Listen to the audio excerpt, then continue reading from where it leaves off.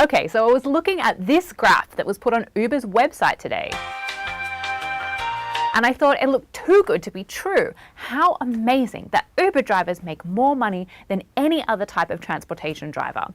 But I knew from my own experiences as a rider that Uber didn't cost that much.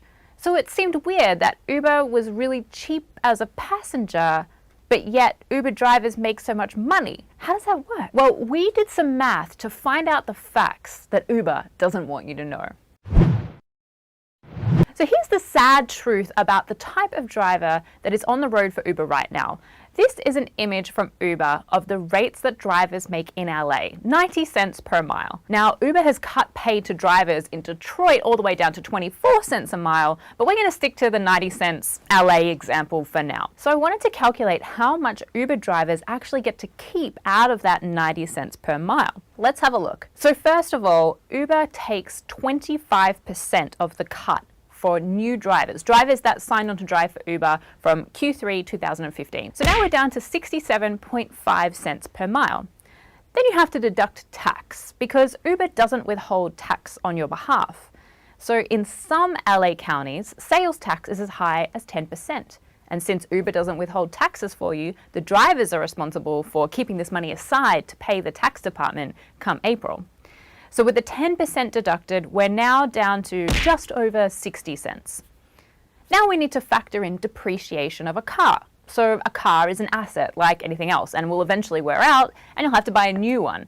Every mile you drive decreases the value of your car and brings you that much closer to needing a new one. This is a big problem if you drive for a living.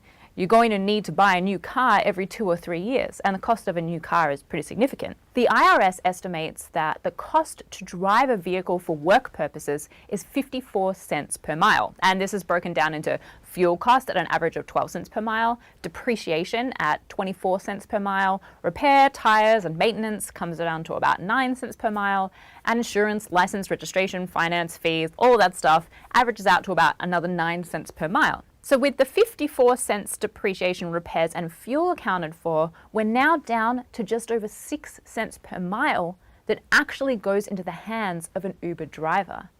Now, given that Uber also asks its drivers to pay for things like bottles of water and gum and phone charges for its passengers, we can say for certain that driving for Uber pays well below minimum wage, or even worse, costs drivers money, as is seen directly in this actual fare that Uber charged one of its drivers. So given that the math is so bad, why would anyone want to drive for Uber? So here's an example of a post an Uber driver put on Facebook. He was $400 behind in the rent and he needed to make that money up really quickly. And in a way, Uber is kind of like a loan scheme. This driver gets $400 in his hand, but he doesn't realize that come tax time, he's going to need to give some of it to the tax man. And he hasn't factored in fuel costs or the cost for repairs or the cost for buying a new car in the future. This is exactly the type of driver that Uber wants. They're desperate for cash and they don't know enough about how Uber works to set aside some money for taxes and vehicle expenses. For these sort of drivers, Uber might be a good deal. They get cash in hand today, and sure, you're going to need to pay some of that back in taxes and car costs, but you get immediate cash to solve your immediate needs. So who cares? So for some people in desperate circumstances, that 6 cents a mile that Uber is offering might be an acceptable deal. But for most people, driving for Uber is a waste of time. I wish Uber would be more honest with people. By our calculations, the amount you're making an hour driving as an Uber driver is nowhere near $19 per hour. If you drive 30 miles per hour at 6.75 cents per mile, you're only making $2 per hour. By far the worst choice of any transportation job. And this number is not just my maths, it's also supported by the site Not Cool Uber, who have tracked hourly earnings to around $2.89 per hour.